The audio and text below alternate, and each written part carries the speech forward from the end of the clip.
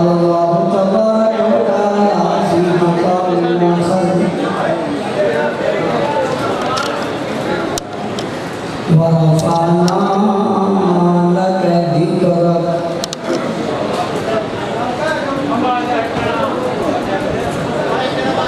وقال النبي صلى الله عليه وسلم لا يؤمن أحدكم حتى أكون أحب إليه من والده وولده والناس أجمعين صدق الله العظيم وبلغنا رسوله النبي الأمي الكريم ونحن على ذلك لمن الشاهدين والشاكرين والحمد لله رب العالمين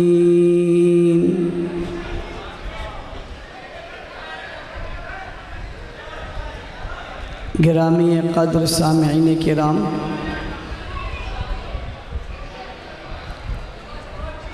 عزیزان ملت، بزرگان دین، سرفروشان اسلام،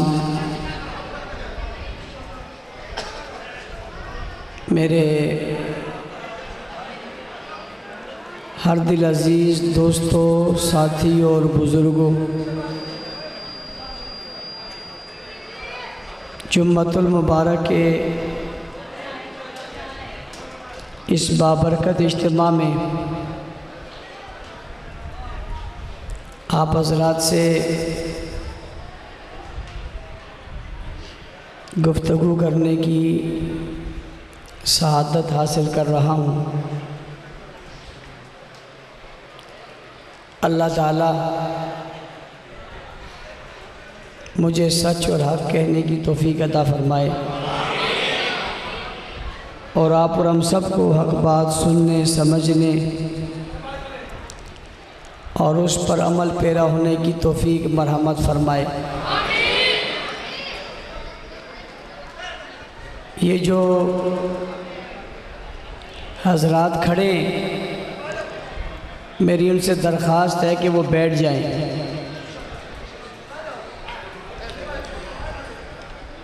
بالخصوص دروازوں میں جو کھڑے ہیں، ان کے بیٹھنے سے پیچھے والوں کی آسانی ہو جائے گی، اور جو باہر سے ساتھی ابھی آ رہے ہیں وہ بجائے آگے آنے کے جہاں ان کو جگہ ملے وہیں تشریف رکھ لیں، اور جو حضرات بیٹھے ہوئے ہیں وہ خاموشی اختیار کر لیں۔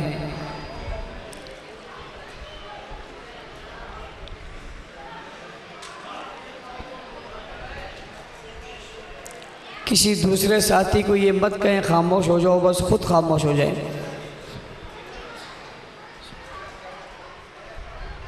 میں نے قرآن مجید فرقان حمید کی مختلف جگہوں سے تلاوت کی ہے، اور جناب رسول اللہ صلی اللہ علیہ وسلم کی گلدستہ احادیث میں سے ایک حدیث شریفہ بھی پڑھنے کی سعادت حاصل کی ہے۔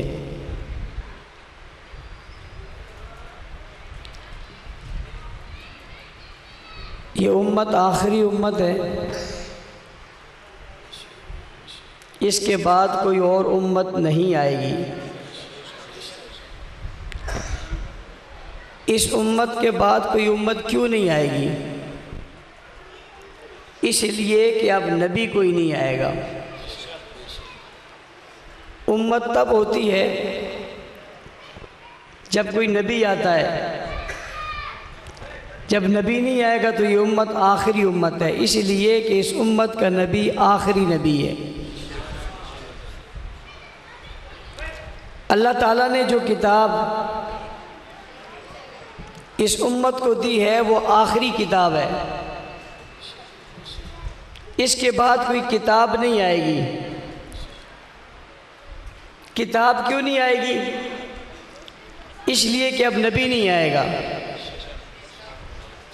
بھائی امت آخری ہے، کوئی امت نہیں آئے گی اس لیے کہ نبی آخری ہے، کتاب آخری ہے۔ اب کوئی کتاب نہیں آئے گی اس لیے کہ نبی آخری ہے، یہ شریعت آخری ہے۔ اب کوئی اور شریعت نہیں آئے گی اس لیے کہ یہ نبی آخری ہے۔ قیامت آ جائے گی، دنیا ختم ہو جائے گی، مگر جس کی نبوت اور رسالت باقی رہے گی وہ ہمارے آخری نبی ہیں۔ اسی لیے قرآن مجید نے کہا والذین یؤمنون بما انزل الیک وما انزل من قبلک، جو کچھ ہم نے آپ پر نازل کیا اور آپ سے پہلے، من بعدک نہیں کہا، من قبلک کہا، اس لیے کہ آپ کے بعد نہ کچھ نازل ہونا ہے نہ کچھ آنا ہے، بس جو آ چکا وہی آ چکا۔ یہی وجہ ہے کہ کسی نبی، رسول اور پیغمبر نے اپنے آخری وقت میں جاتے ہوئے یہ نہیں کہا کہ کام اور دین پورا ہو گیا۔ یہ دعویٰ کسی نے نہیں کیا کہ بات پوری ہو گئی اور نظام پورا ہو گیا، کسی نے نہیں کہا۔ لیکن جب آخری نبی اس دنیا سے جانے لگے، حجۃ الوداع کے موقع پہ قرآن کریم نازل ہوا، الیوم اکملت لکم دینکم واتممت علیکم نعمتی ورضیت لکم الاسلام دینا۔ دین مکمل ہو گیا، اللہ نے چن لیا، اللہ نے پسند کر لیا اور پورا کر کے تمہارے حوالے کر دیا۔ اور حضور علیہ السلام اس موقع پر سوال کرتے ہیں اپنے سامعین اور مخاطبین سے کہ کیا دین تم تک پہنچا یا نہیں پہنچا؟ وہ جواب میں کہتے ہیں صرف آپ نے پہنچایا ہی نہیں بلکہ آپ نے پہنچانے کا حق ادا کر دیا۔ مخاطبین اور سامعین حضور علیہ السلام کے سوال کے جواب میں کہتے ہیں صرف دین پہنچایا ہی نہیں بلکہ دین پہنچانے کا حق ادا کر دیا۔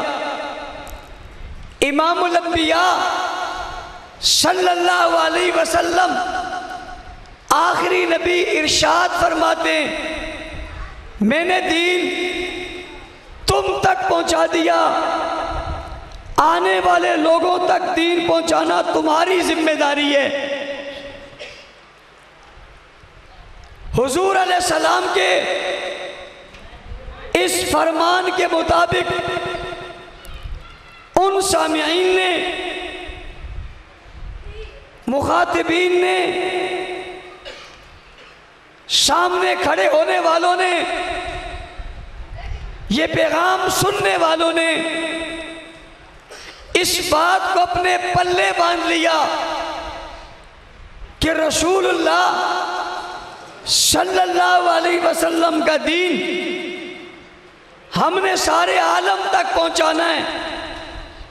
اور یہ بات سننے کے بعد پھر وہ نکل پڑے، جدھر کو رخ ہوا اللہ کے رسول کا دیا ہوا وہ پیغام دنیا کے کونے کونوں تک پہنچاتے رہے۔ آج 1445 ہجری میں آپ کے علاقے کی اس مسجد میں جمعۃ المبارک کے اس بابرکت دن میں اور اس مبارک اجتماع میں آپ کے سامنے کھڑا ہو کر یہ بات کر رہا ہوں کہ انہوں نے دین رسول اللہ صلی اللہ علیہ وسلم سے لیا اور دنیا کے ہر کونے تک پہنچایا۔ مجھے کوئی سائل یہ سوال کر سکتا ہے، مولانا صاحب آپ کہتے ہیں انہوں نے دین پوری دنیا تک پہنچایا، کوئی دلیل تو دو، کوئی ثبوت تو دو، کوئی ریفرنس تو دو، کوئی بات تو بتاؤ، دین کیسے پہنچایا؟ میں نے کہا مثالیں بہت ہیں، دلیلیں بہت ہیں، لیکن سب سے پہلی دلیل آج دنیا کے ہر کونے میں کلمہ پڑھنے والا مسلمان ہے یا نہیں ہے؟ پوچھنا چاہتا ہوں دنیا کی فضاؤں میں کیا میناروں سے آذان بلند ہو رہی ہے یا نہیں ہو رہی؟ پوچھنا چاہتا ہوں کیا مسلمانوں کے گھروں میں قرآن موجود ہے یا نہیں موجود؟ سوال کرنا چاہتا ہوں کیا ہر علاقے میں اللہ کی عبادت کرنے والا نمازی ہے یا نہیں ہے؟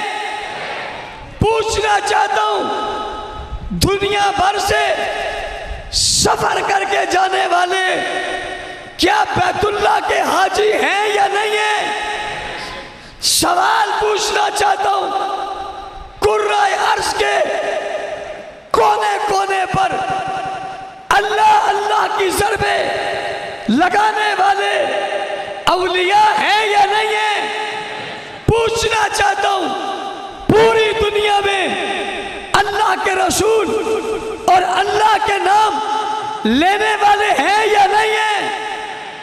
میں نے آپ سے پوچھا، آپ نے جواب میں کہا ہر جگہ یہ چیزیں موجود ہیں، تو میں نے کہا کلمہ پڑھنے والا مسلمان دنیا کے جس کونے میں ہو، لکھی ہوئی کتاب دنیا کے جس دفتر میں ہو، پڑھے جانے والی نماز جس مقام پر ہو، دی جانے والی اذان جس جگہ پر ہو، پڑھا جانے والا کلمہ جہاں پڑھا جاتا ہو، صداقت، دیانت، امانت، شرافت، حیا، وفا، جرت، ہمت، دلیری، انصاف، عدل، انسانیت، امن، اخوت، بھائی چارہ، امن، یگانگت، دنیا کی جتنی نیکیاں دنیا بھر میں نظر آتی ہو، خیر نظر آتی ہو، بلائی نظر آتی ہو،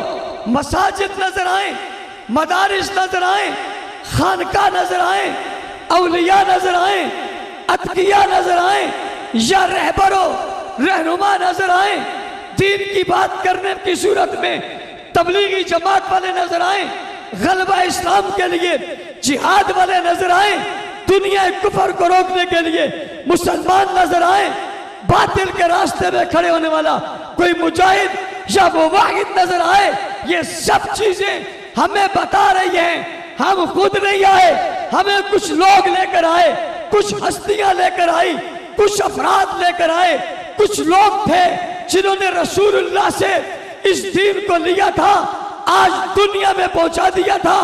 پوچھنے والا پوچھتا ہے وہ کون تھے؟ میں نے کہا یہ مخاطبین تھے، یہ سامعین تھے جو حجۃ الوداع کے موقع پہ رسول اللہ کے سامنے کھڑے تھے، فرمان رسول کو نوٹ کر رہے تھے اور پیغام رسول کو نوٹ کر رہے تھے اور اسے پڑھ رہے تھے اور اسے لے رہے تھے۔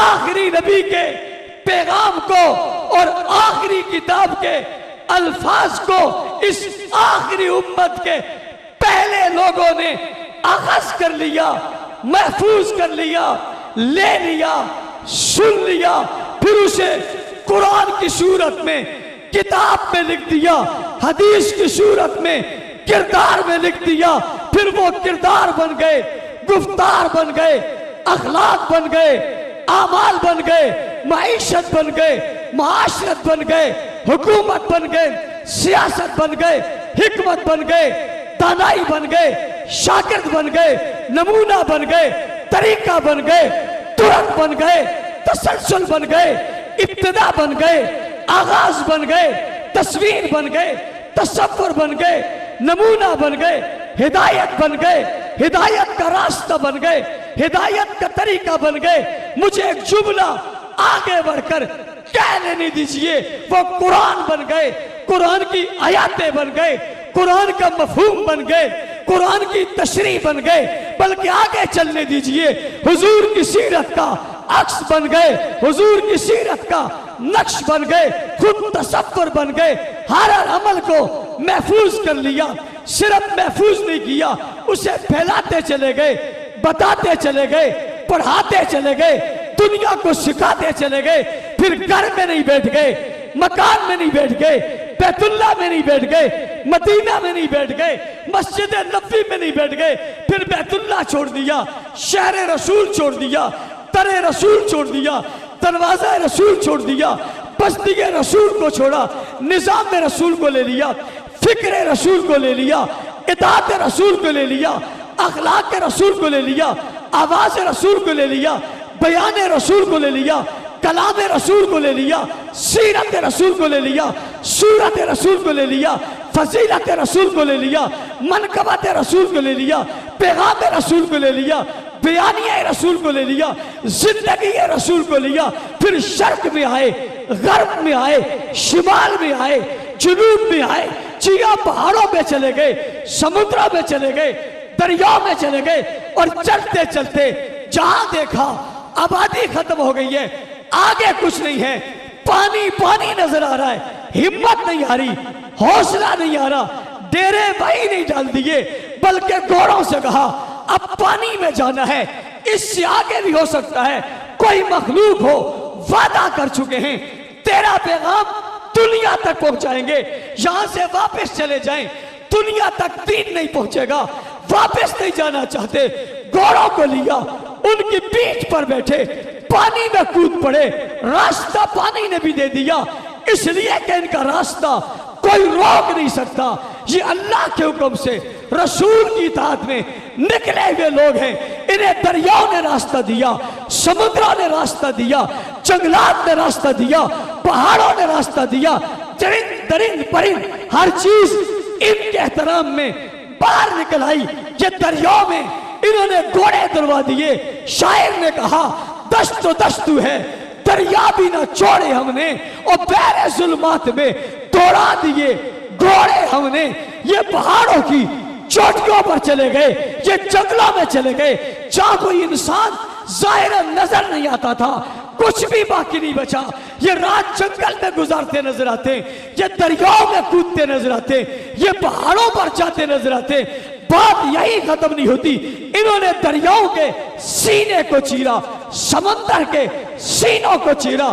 بیری بیڑے بنائے، یہ جدا جدا دنیا، یہ علیحدہ علیحدہ علاقے، یہ جدا جدا زمانے، اس دھرتی پہ بسنے والے لوگوں کو ملا دیا، ایک نسبت سے جوڑ دیا، اس نسبت کو لا الہ الا اللہ کی نسبت کہتے ہیں، اس نسبت کو محمد الرسول اللہ کی نسبت کہتے ہیں۔ آج میں کہتا ہوں تیرا میرا رشتہ کیا ہے؟ جواب آتا ہے لا الہ الا اللہ۔ عرب و عجم کا رشتہ کیا ہے؟ جواب آتا ہے لا الہ الا اللہ۔ تیرا میرا جوڑ کیا ہے؟ جواب آتا ہے لا الہ الا اللہ۔ تیرے میرا تعلق کیا ہے؟ جواب آتا ہے لا الہ الا اللہ۔ اور عرب کی دنیا میں اٹھنے والی آواز لا الہ الا اللہ، پہاڑ کی چوٹی سے نکلنے والا کلمہ لا الہ الا اللہ، غار کے دھانے سے آنے والی کتاب کتاب اللہ، بیت اللہ کے سین سے اٹھنے والی آواز محمد الرسول اللہ، مکہ کی دھرتی سے آنے والے لوگ، مدینہ کی دھرتی میں جانے والے لوگ، قرائے عرش پہ پھیل جانے والے لوگ، جنہوں نے سارے عالم میں اس دین کو پہنچا کر دنیا کو بتا دیا۔ جو بات رسول نے حجۃ الوداع کے موقع پر ذمہ داری لگائی تھی، اللہ کے رسول نے بھی اس ذمہ داری کا حق ادا کر دیا تھا۔ سوال حضور نے کیا تھا، جواب انہوں نے دیا تھا، اور جواب دے کر کہا تھا آپ نے صرف پہنچایا نہیں، پہنچانے کا حق ادا کر دیا ہے۔ آج اگر مجھ سے کوئی سوال کرے یا قرائے عرش پہ بسنے والے لوگوں سے سوال کرے، بتاؤ تم تک دین اصحاب رسول نے پہنچایا یا نہیں پہنچایا؟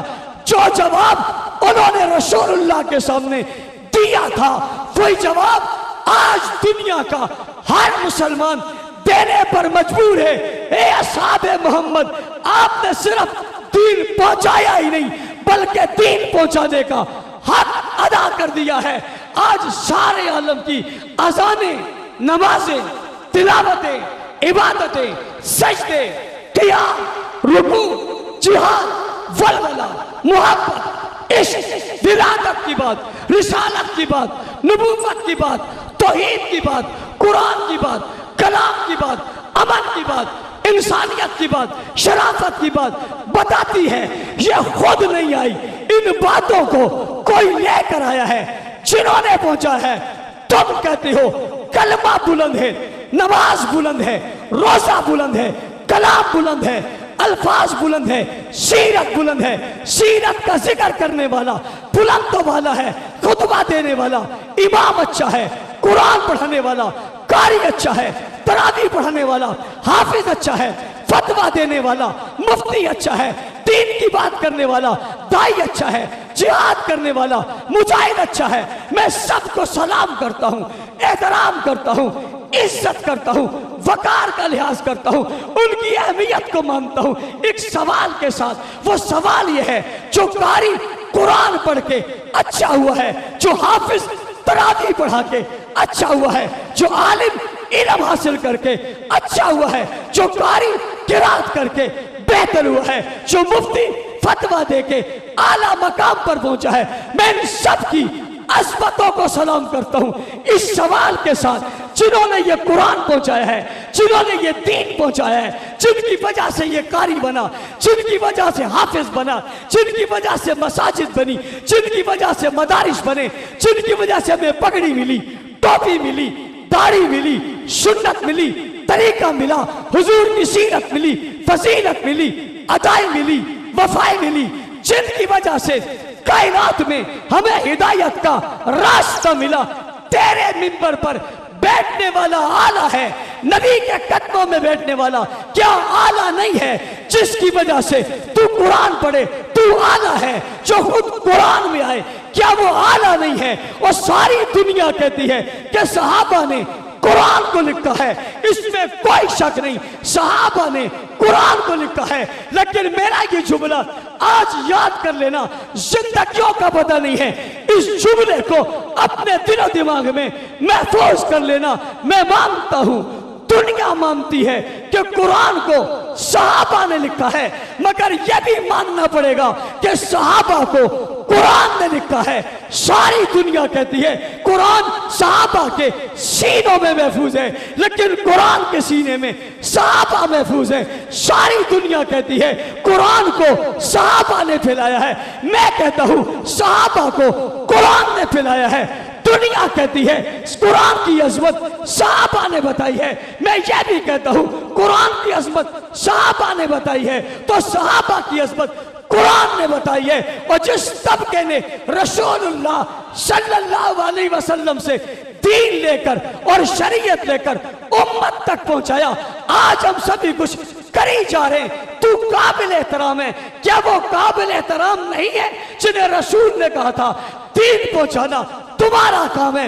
ان نے دین پہنچا کر اپنا حق ادا کر دیا۔ اور توجہ میری طرف کرنا، آج کے دور میں بندہ کتاب لکھتا ہے، کوئی خطبہ دیتا ہے، کوئی تحریر لکھتا ہے، آپ کہتے ہو مولانا صاحب تمہاری تحریر نے کمال کر دیا، تمہاری تقریر نے کمال کر دیا، تمہارے بیانیے نے کمال کر دیا، آپ نے مدرسہ بنایا کمال کر دیا، آپ نے مسجد بنائی کمال کر دیا، آپ کی وجہ سے یہ ہو گیا۔ میں نے کہا اس نے کیسے کیا؟ کہا گھر میں بیٹھ کر، مسجد میں کھڑے ہو کر، محراب میں جا کر، لوگوں کے جلوس میں آ کر واہ واہ کروا کے اس نے سب کچھ پہنچایا ہے۔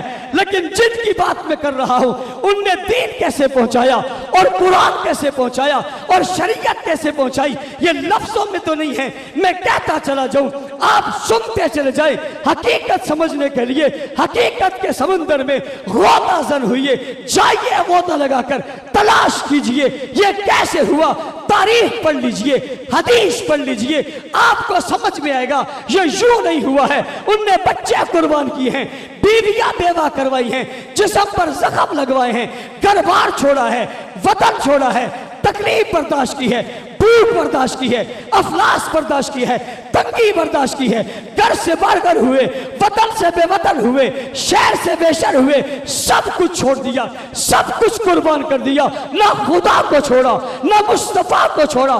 عالم کائنات میں آج نظر آتی روشنی، نظر آتی ہدایت، نظر آتا قرآن، نظر آتا کلام، نظر آتا دین، آواز سنائی دینے والی اذانیں، ادا کی جانے والی نمازیں، اٹھائی جانے والی تلواریں، کی جانے والی باتیں، ادا کی جانے والی سنتیں، رب ذوالجلال کی قسم ان کی محنتوں کا ثمر ہے۔ مجھ سے پوچھنے والا پوچھتا ہے مولانا صاحب یہ کون سے لوگ ہیں، یہ کون سا طبقہ ہے، یہ کون سے افراد ہیں جو رسول کے سامنے تھے، جن سے حضور مخاطب تھے، جن سے حضور کلام کرتے تھے، جو براہ راست نبی کو دیکھتے تھے، نبی کی اداؤں کو دیکھتے تھے، چہرہ رسول کو دیکھتے تھے، زلف رسول کو دیکھتے تھے، اشارہ رسول کو دیکھتے تھے۔ یہ کون قابل عزت تھے جو نبی کے ساتھ صف میں کھڑے تھے، میدان میں بھی، نماز میں بھی، مسجد میں بھی، جہاد میں بھی، عبادت میں بھی، حلاوت میں بھی، محبت میں بھی، عقیدت میں بھی رسول اللہ کے ساتھ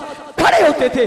یہ کون تھے جنہیں رسول صبح بھی زیارت کرواتے، شام بھی زیارت کرواتے، چاند چڑھتے ہوئے عبادت کرواتے، سورج نکلتے ہوئے زیارت کرواتے، سورج ڈوبتے ہوئے زیارت کرواتے۔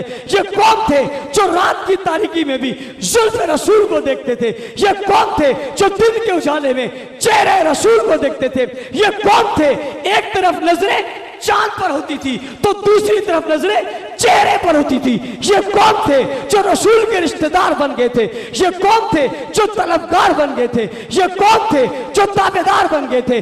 یہ کون تھے جو نبی کی زبان سے نکلنے والے لفظ کو صرف لکھتے نہیں تھے، جسم میں محفوظ کر لیتے تھے؟ یہ کون تھے جو حضور کے کمپیوٹر بن گئے؟ یہ کون تھے جو حضور کا کیمرہ بن گئے؟ یہ کون تھے جو حضور کی قلم بن گئے؟ یہ کون تھے جو حضور کی دوات بن گئے؟ یہ کون تھے جو نبی کی زندگی بن گئے؟ یہ کون تھے جو حضور کی تصویر بن گئے؟ یہ کون تھے جو پیغمبر کا تصور بن گئے؟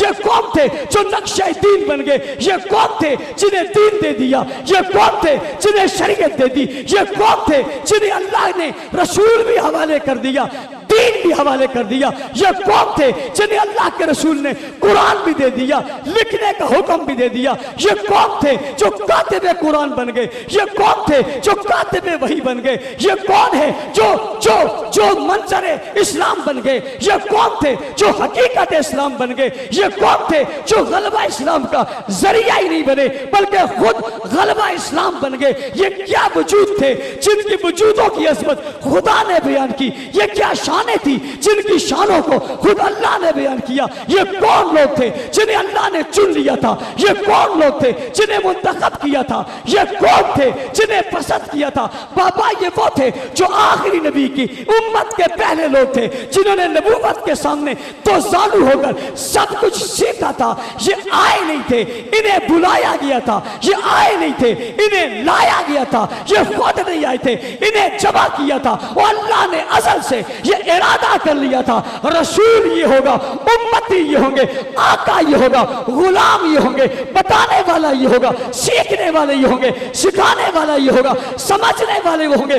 رسول بھی چنا تھا، انہیں بھی چنا تھا، چن کر لائے تھے۔ آپ ڈھونڈنا چاہتے ہو پوچھنا چاہتے ہو، بولنا صاحب تفصیل میں چلے گئے ہو، یہ تو بتاؤ کون ہے؟ میں بتانے لگا ہوں مگر یوں نہیں بتاؤں گا، ایک گوج پیدا کر کے بتاؤں گا، جذبہ بیدار کر کے بتاؤں گا، غیرت کو جگا کر بتاؤں گا، ہوش میں لا کر بتاؤں گا۔ آپ کی زندگیوں میں، زبانوں میں اس بات کو عام کرنے کے لیے یہ بات کہلانا چاہوں گا۔ کہنے والا کہتے ہیں یہ آواز آپ کیوں لگاتے ہیں؟ میں کہتا ہوں اپنوں کو جگانے کے لیے لگاتا ہوں، دشمن کو جلانے کے لیے لگاتا ہوں۔ کیا کہتے ہو؟ میں نے کہا جواب میں کہتا ہوں جنہوں نے سب کچھ نبی سے لے کر ہمیں دیا انہی کو کہتے ہیں صحابہ۔ صحابہ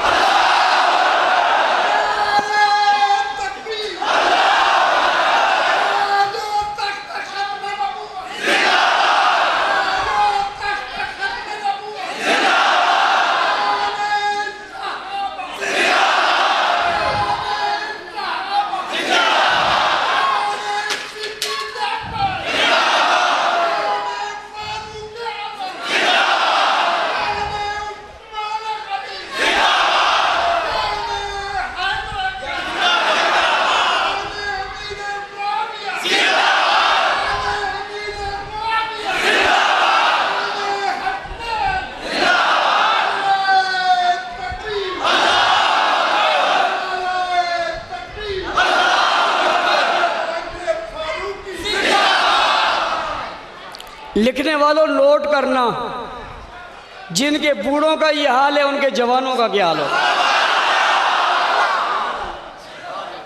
یہاں کے بوڑھے اتنے جوان ہیں، یہاں کے جوان کتنے جوان ہوں۔ دین پہنچانے والے کون؟ قرآن پڑھنے والے کون؟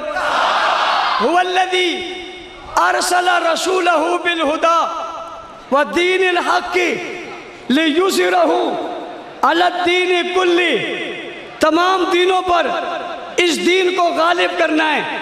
یہ ذمہ داری اللہ نے رسول اللہ صلی اللہ علیہ وسلم کی لگائی تھی۔ رسول اللہ صلی اللہ علیہ وسلم نے 23 سالوں میں دین پہنچا کر حجۃ الوداع کے موقع پہ یہ ذمہ داری صحابہ کو دے دی تھی۔ پھر پوری دنیا میں دین پہنچانے والے کون ہیں؟ توجہ، میں حیران ہوتا تھا کہ یہ کتنے برے لوگ ہیں، یہ کتنے گندے لوگ ہیں، یہ کتنے غلیظ لوگ ہیں، یہ کتنے بے عقل لوگ ہیں جو توہین حضور کی ساتھیوں کی کر رہے ہیں، جو تنقید نبی کے یاروں پر کر رہے ہیں، جو برائی ان کی کر رہے ہیں جن کی تعریف خود خدا نے کی ہے، رضی اللہ کہہ کر، مومنون کہہ کر، مفلحون کہہ کر، راشدون کہہ کر، قائمون کہہ کر، حافظون کہہ کر، صادقون کہہ کر، صدیقون کہہ کر، مومنون حقا کہہ کر، رکان سچا کہہ کر، یبتغون فضلا من اللہ کہہ کر، قد افلح المومنون کہہ کر، جن کی تعریف خود قرآن نے 1250 مقام پر کی ہے، انہیں یہ بے وقوف برا کیوں کہتے ہیں، ان پر تنقید کیوں کرتے ہیں؟ میں نے پھر غور کیا وجہ کیا ہے، مجھے وجہ معلوم ہوئی کہ دنیا کفر کی پیٹ پر یا دنیا کفر کے سینے پر پاؤں رکھ کر جنہوں نے دین پھیلایا وہ تو صحابہ ہیں، نبی سے قرآن لے کر امت تک جن نے پہنچایا وہ تو صحابہ ہیں، قرآن کریم نبی سے لے کر جنہوں نے لکھا وہ تو صحابہ ہیں، احادیث مبارکہ امت کو جو دی وہ تو صحابہ ہیں، بدر میں جنہوں نے فتح کی وہ تو صحابہ ہیں، بیت اللہ میں جنہوں نے بت توڑے وہ تو صحابہ ہیں، بیت اللہ کو جنہوں نے آباد کیا وہ تو صحابہ ہیں، چھتے بیت اللہ پہ کھڑے ہو کے جنہوں نے عبادت کی، جنہوں نے اذانیں دی وہ تو صحابہ ہیں، میدان میں نکل کر جنہوں نے انہیں ناکو چنے چبوائے وہ تو صحابہ ہیں، روم اور فارس کو جنہوں نے فتح کیا وہ تو صحابہ ہیں، قسطن دنیا پر جو غالب آئے وہ تو صحابہ ہیں، مکہ مکرمہ میں جو فاتح بن کے گئے وہ تو صحابہ ہیں،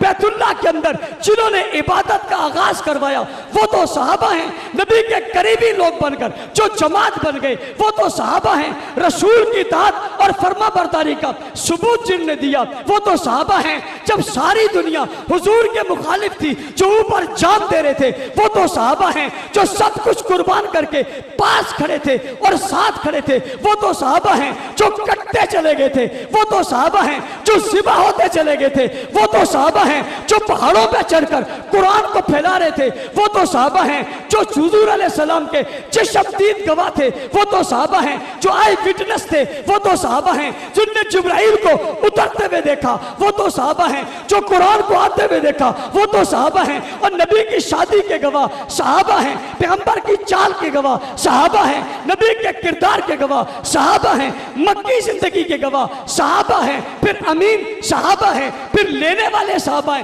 پھر دینے والے صحابہ ہیں۔ میں سوچتا رہا یہ صحابہ کی توہین کیوں کر رہے ہیں؟ جب میں نے غور کیا کہ نبی کی ہر چیز صحابہ کے پاس محفوظ ہے اور اللہ نے بھی رسول کسی اور کو نہیں دیا، ان کے حوالے کیا، تو مجھے پتا چلا دین کا مرکز یہ ہے، دین کا منبع یہ ہے، علوم کی ابتدا یہ ہے، علوم کا آغاز یہ ہے، قرآنی مرکز یہ ہے، قرآن جن کے پاس آیا وہ یہ ہے، جن کے پاس رکھا وہ یہ ہے۔ دشمن بڑا چلاک ہے، بڑا عیار ہے، یہودیوں کی نسل ہے، در حقیقت یہودی ہے۔ اسے تکلیف کیا ہے؟ اسے تکلیف کیا ہے کہ مدینہ میں یہودیوں کی بستی تھی، رہتے وہ تھے، کھاتے پیتے وہ تھے، چودراہٹ ان کی تھی، بادشاہت ان کی تھی۔ یہ صحابہ آئے، انہوں نے رسول کا ساتھ دے کر انہیں عرب سے نکالا، انہیں عجب کے اندر بھیج دیا، مکہ سے نکال دیا، مدینہ سے نکال دیا۔ تکلیف تو ہونی ہے نا، پریشانی تو ہونی ہے نا۔ یہود و نصارہ کی پیٹھ میں خنجر گھونپ کر قسطن دنیا تک رسول اللہ کی عظمت کے جھنڈے لہرا دیے، توحید کے پرچم پر پھریرا لہرا دیا۔ تکلیف تو ہونی ہے، کوئی اور وجہ نہیں ہے، ایک ہی وجہ ہے، جو صحابہ کی مخالفت کرتا ہے وہ یہودی ہے، یہودیوں کی نسل ہے، یہودیوں کی آل ہے، یہودیوں کا اعلیٰ کار ہے، یہودیوں کا بچہ ہے، یہودیوں کی نسل ہے، یہودیوں کا خون ہے۔ یہ ہو ہی نہیں سکتا، اس کے دل میں، اس کے وجود میں خون مسلمان کا ہو توہین صحابہ کی کرے، نہیں ہو سکتا، نہیں ہو سکتا۔ وجہ کیا ہے؟ وجہ یہ ہے کہ سب کچھ صحابہ کے پاس ہے، یہاں وار کر کے وہ پورا دین گرانا چاہتے ہیں۔ میں صحابہ کے در پہ پیرا دے کر سب کچھ بچانا چاہتا ہوں۔ جڑا والا کے لوگوں مقابلہ ہو گیا ہے، وہ عمارت اسلام گرانا چاہتے ہیں، ہم عمارت اسلام بچانا چاہتے ہیں۔ وہ صحابہ پر تنقید کر کے اس عمارت کو مشکوک کرنا چاہتے ہیں، ہم صحابہ پر تعریف کر کے اس عمارت کو مضبوط کرنا چاہتے ہیں۔ مقابلہ تھا، ہے، رہے گا۔ انہیں کہنا چاہتا ہوں رب ذوالجلال کی قسم، یہ عمارت بھی رہے گی، عمارت کے محافظ بھی رہیں گے، نگہبان بھی رہیں گے، بات قیامت تک رہے گی۔ تم صحابہ پر تنقید کر کے دین مٹانا چاہتے ہو۔ میں صحابہ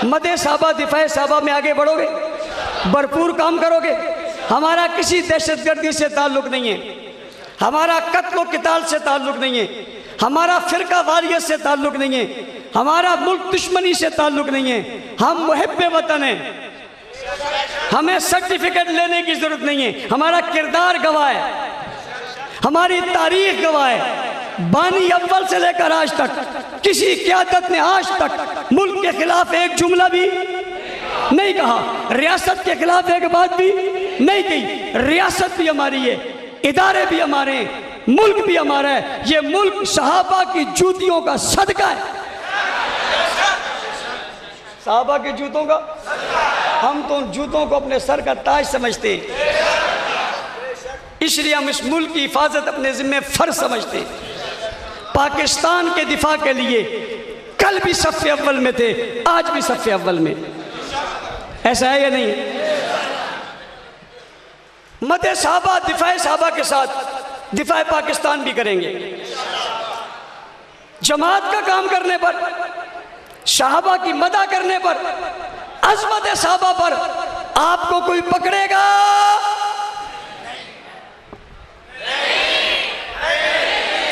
اور اگر کسی نے یہ طریقہ اختیار کیا تو اس کے گلے پڑ جائے گا، اس کے گلے پڑ جائے گا۔ ہم سمجھیں گے یہ دشمنان صحابہ کا سہولت کار ہے۔ جو صحابہ کی مدح اور تعریف پر آپ کے خلاف رپورٹ بنائے گا، ہم سمجھیں گے یہ اس ملک کا نہیں کسی اور ملک کا ایجنٹ ہے۔ اس لیے پریشان ہونے کی اور گھبرانے کی ضرورت نہیں ہے۔ مدح صحابہ دفاع صحابہ اور دفاع پاکستان ہماری رگوں میں ہے، یہ کرتے رہیں گے۔ اللہ تعالیٰ مجھ اور آپ کو عمل کی توفیق عطا فرمائے۔ وآخر دعوانا الحمدللہ رب العالمین۔